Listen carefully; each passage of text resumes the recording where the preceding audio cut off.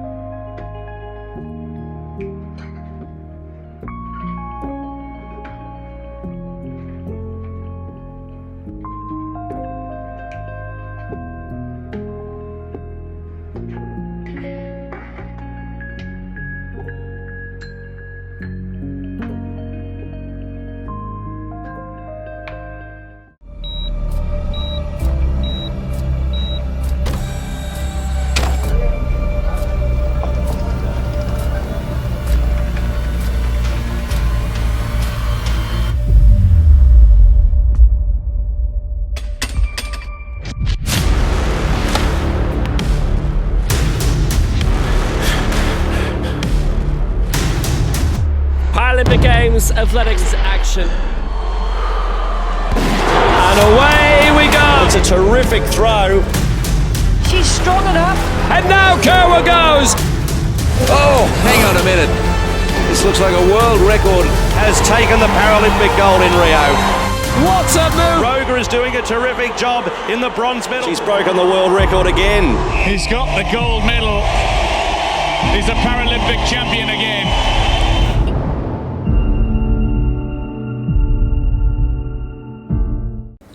Moving on to business and economics. In a move that will enhance its ability to trade electricity between other countries within the South African power pool, Namibia's power utility Nampower says it has begun the construction of the new 400 kilovolt transmission line between Awas and Gerus. In a media statement Monday, Nampower said it has commenced with construction on the 287-kilometer-long 400 kilovolt Awas-Gerus transmission line, which will run from the Awas substation near Dortebes to the Gerus substation near Otjiwarongo.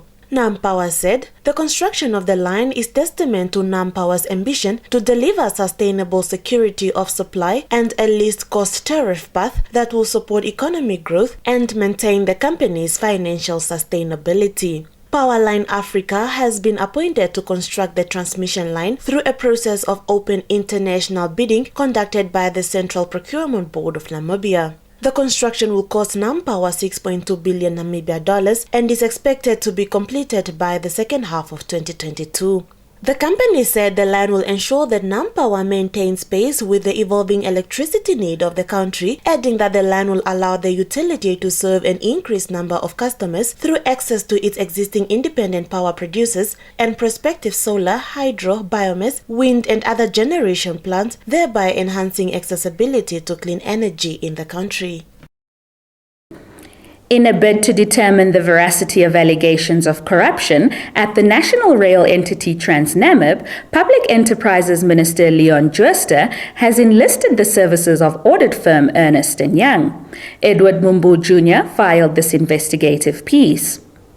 This is according to communication to staff issued by Transnamib Board Chairperson Sigrid Shishorokisa, dated 19th August 2021. Shishorokisa said in the memo sent by NAMPA, Ernst & Young has been appointed by the Minister of Public Enterprises in line with Section 25 of the Public Enterprises Governance Act, Act No. 1 of 2019, and in concurrence with the Minister of Works and Transport to perform an independent investigation into certain reported allegations of perceived non-compliance to certain policy and procedure and or irregularities. In the communique, Shishorokisa also pleaded for cooperation. It read, their mandate is to confirm or refute the perceived or reported allegations, and all staff is therefore encouraged to liaise with the Ernst & Young team during the course of this engagement or to come forward with any information that could be regarded as relevant or helpful in this regard. A separate document to which this agency is privy outlines Ernst & Young's terms of references.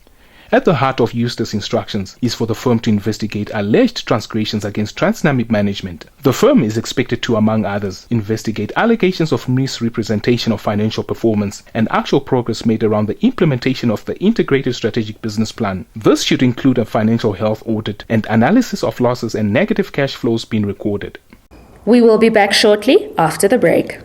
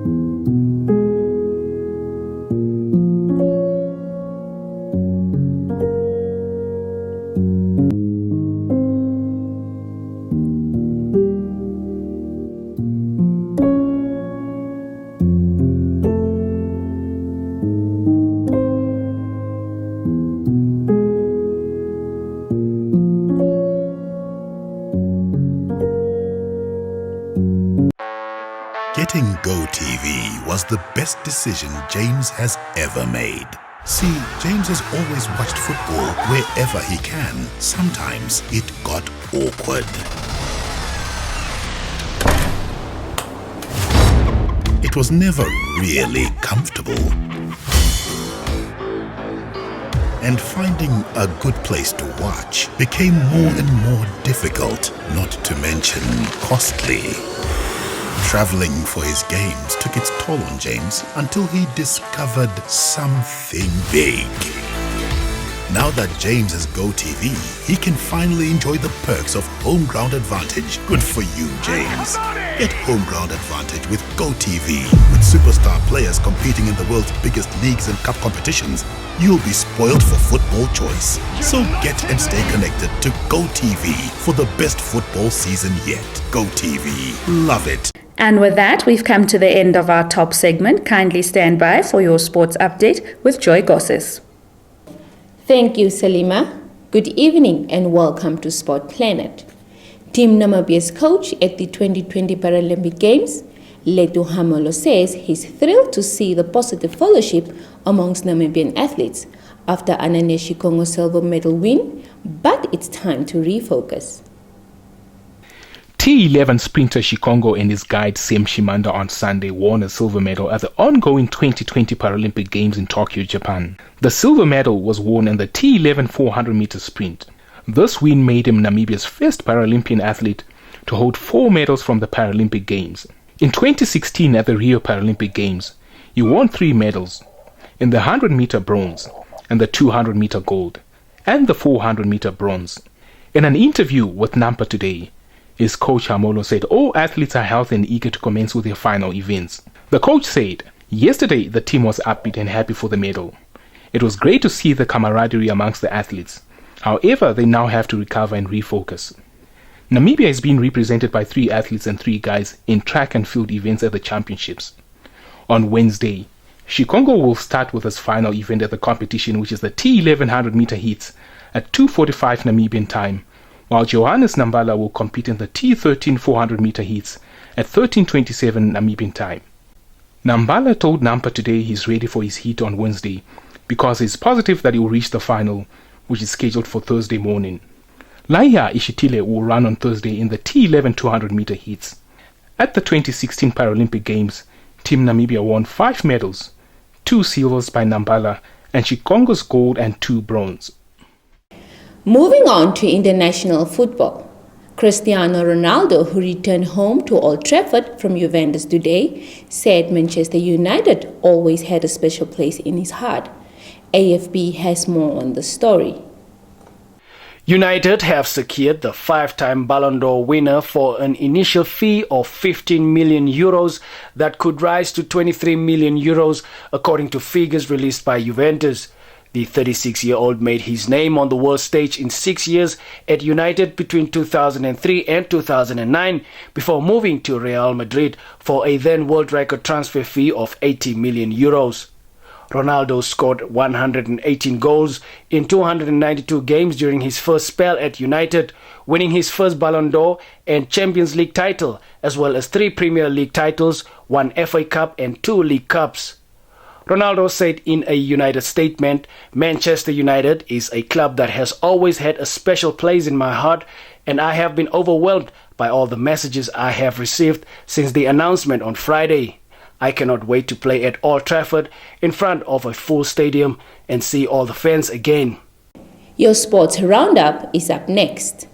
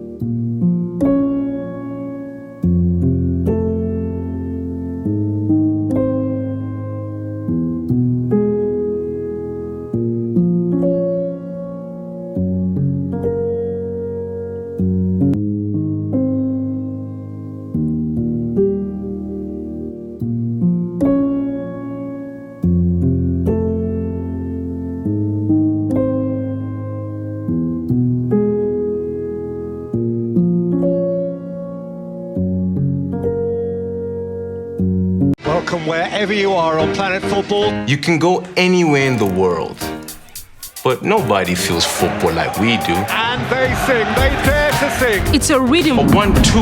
1-2. Football. La football. Soccer. 1-2. That moves us. Salah to settle it. There's no feeling like that feeling. It's so nice. It's so nice. Nothing compares to DSTV's unbeatable football offering. So stay connected to watch the best football on the planet. And with that, we have come to the end of tonight's bulletin. Much appreciated for tuning in. Do catch us tomorrow for your midweek edition of Primetime News. If you are new to this channel, please subscribe, like, share, and click on the notifications bell to stay abreast of the latest happenings locally and globally. Do add your comments as well in the comment section. From myself and the entire production crew, keep well and good night.